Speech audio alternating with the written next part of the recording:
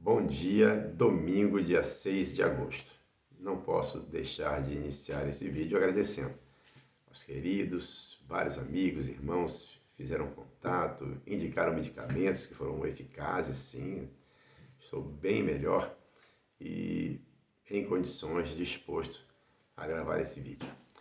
A lição de ontem, sábado, 5 de agosto, teve como título O Corpo Unificado de Cristo. E em síntese, Paulo ele usou o corpo para demonstrar um ponto de vista espiritual. Para ele, o corpo humano e a igreja, como o corpo de Cristo, é composto de várias partes com habilidades diferentes e todas devem trabalhar juntas para que o corpo seja saudável. Cristo é o cabeça do corpo, que o supre de pessoas talentosas que ajudam a unificar esse corpo com cada parte, cada membro da igreja, contribuindo com suas habilidades para o todo. O objetivo de Deus para nós é esse: sermos partes de uma igreja frutífera, unida em Cristo Jesus. Hoje o título da lição, A Unidade do Espírito. Como Paulo encorajou os crentes a nutrir a unidade da igreja, Efésios 4, do 1 ao 16. Após a leitura do texto, nós percebemos que Paulo ele exorta os crentes a exibirem virtudes que contribuam para a unidade.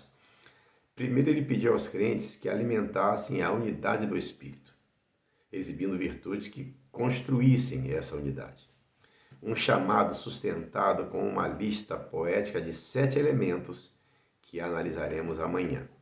Em segundo lugar, em Efésios 4, do 7 ao 16, ele identificou o vitorioso e exaltado Jesus como a fonte da graça aos que lhe deram a proclamação do Evangelho e descreveu como eles, com todos os membros da igreja, contribuem para a saúde, o crescimento e a unidade do corpo de Cristo. No início do capítulo, Paulo pediu aos cristãos: andeis de modo digno da vocação a que fostes chamados. Em outras palavras, ele disse: andem como Jesus andou, vivam como Jesus viveu.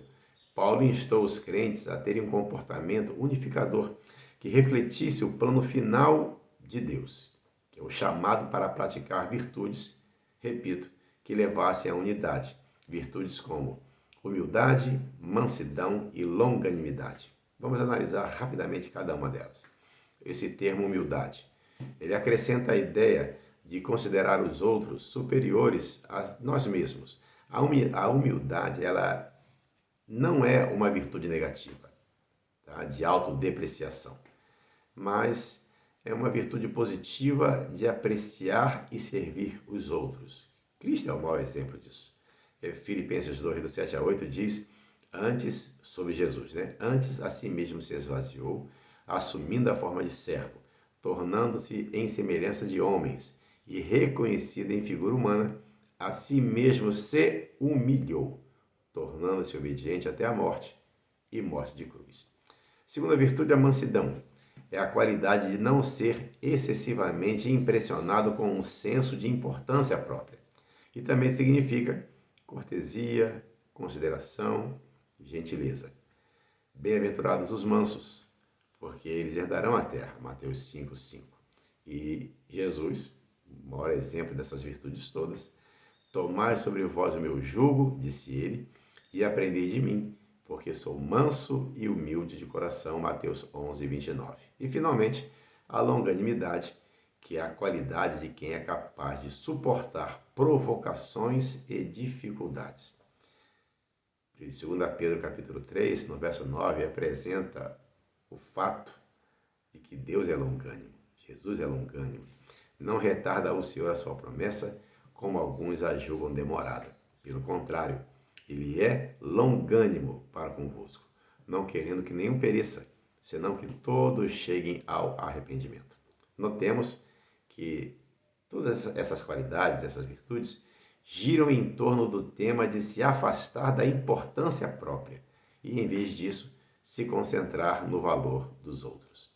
Isso tem tudo a ver com amar a Deus sobre todas as coisas e ao próximo como a si mesmo, em Mateus 22, 37 e 40, Jesus disse essas palavras.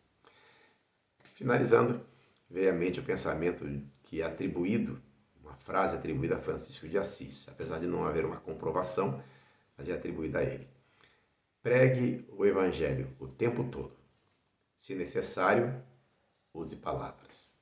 E 1 João 2,6, a palavra de Deus nos diz: aquele que diz que permanece nele, esse deve também andar assim como ele andou. Tenha um ótimo dia, fique na paz de Jesus.